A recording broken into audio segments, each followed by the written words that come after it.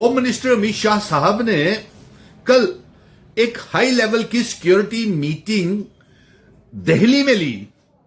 जिसमें जम्मू कश्मीर के lieutenant governor Manoj Sinha, director general Nalini Prabhat, chief secretary और सारे जम्मू कश्मीर सरकार के उच्च अधिकारी वहां पे मौजूद थे। लेकिन अफसोस की बात यह है कि उस गृह मंत्री ने मिनिस्ट्री ऑफ होम अफेयर्स की जो सिक्योरिटी मीटिंग थी उसमें जम्मू कश्मीर की चुनी हुई सरकार के चीफ मिनिस्टर को नहीं बुलाया गया, नंबर एक। नंबर दो, इसी तरह की सिक्योरिटी की यूनिफाइड हाई कमांड की मीटिंग्स जब लेफ्टिनेंट गवर्नर मनोज सिन्हा साहब लेते हैं उसमें भी चीफ मिनिस्टर को नहीं बुलाया जाता। यानी कि चुनी हुई सरकार की ये अहमियत है। और ये सारी वजूहात ये है कि 5 अगस्त 2019 को जिस अनकॉन्स्टिट्यूशनल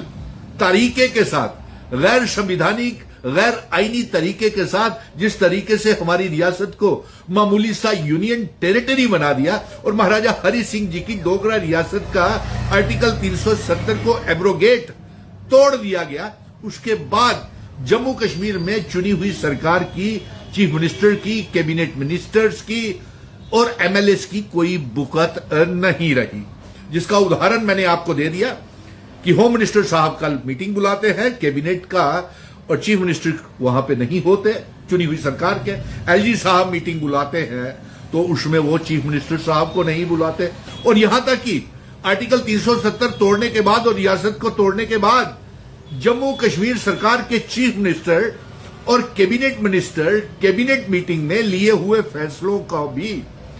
जुर्रत नहीं जुटा पाते हैं कि क्या कैबिनेट मीटिंग्स में फैसले लिए हैं, क्योंकि जब तक लेफ्टिनेंट गवर्नर उसके ऊपर मोहर नहीं लगाएगा, चीफ मिनिस्टर उमर अब्दुल्ला के और उसके कैबिना के कैबिनेट मीटिंग के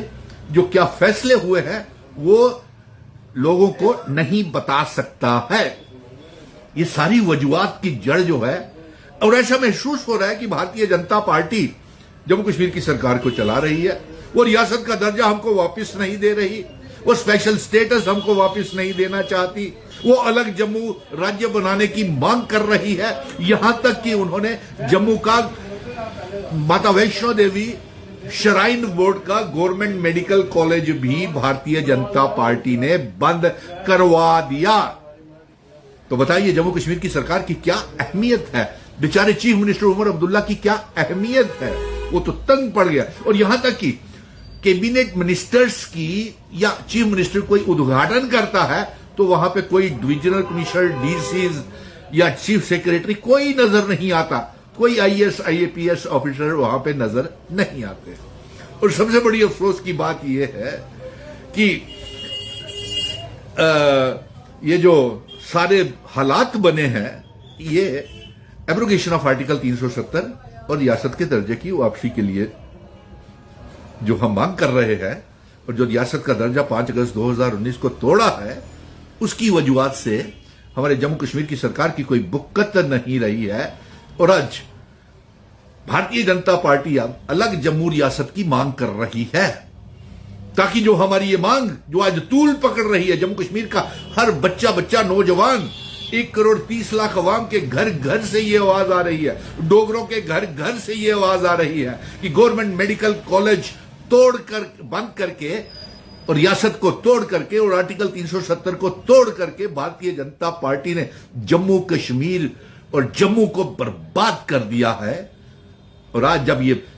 मांग अरूज के ऊपर है कि जम्मू कश्मीर को रियासत का दर्जा वापस किया जाए, स्पेशल स्टेटस आर्टिकल 370, और जिन शर्तों के ऊपर हमारे महाराजा हरि सिंह जी इस रियासत का विलय भारत के साथ करके गए हुए हैं, वो रियासत की दर्जे जम्मू कश्मीर, लद्दाख, पीओके, गिलगित बल्टिस्तान को जम्मू कश्मीर रियासत का हिस्सा बनाया जाए, हम ये मांग कर रहे हैं। लेकिन भारतीय जनता पार्टी ने पहले दरबार मूव बंद किया, लड्डू बांट रहे हैं, ढोल बजाए, स्वागत किया, स्टेट सब्जेक्ट जाने का स्वागत किया, जमीनों और नौकरियों की हिफाजत के लिए जो आर्टिकल 370 था उसको तोड़ करके जम्मू कश्मीर का इतिहास ही मिटाना चाहते हैं। जैसे कल ही एक इतना बड़ा गवर्नमेंट मेडिकल कॉलेज माता वैष्णो देवी श्राइन बोर्ड का भारतीय जनता पार्टी ने बंद करवा दिया, एलजी भी उतना ही जिम्मेवार है, उन्होंने भी साथ मिलकर के बंद करवाया। और अब अलग जम्मू की मांग भारतीय जनता पार्टी के leader of the opposition, president और उनके एमएलएस कर रहे हैं। और मैं उनको चैलेंज करता हूं कि लाइए आप अलग जम्मू रियासत का बिल असेंबली में बजट सेशन में, और साथ में पीएमओ मंत्री जितेंद्र सिंह, जुगल किशोर और जो राज्यसभा का एक गलती से 4 वोटों को इधर से हेराफेरी करके सत शर्मा जो राज्यसभा में पहुंच गए हैं, लाइए बिल वहां पे बजट सेशन पार्लियामेंट के और बनाइए जम्मू को अलग राज्य, अगर आपके में इतना दम है तो। इसलिए लेकिन आज मुख्तसर सी बात यह कहना चाहता था कि होम मिनिस्टर साहब जो मीटिंग्स लेते हैं सिक्योरिटी के ऊपर, चीफ मिनिस्टर को नहीं बुलाया जाता। एलजी साहब यूनिफाइड एरिया कमांड की मीटिंग्स लेते हैं, नहीं बुलाया जाता। और कैबिनेट की मीटिंग के फैसले जो है वो चीफ मिनिस्टर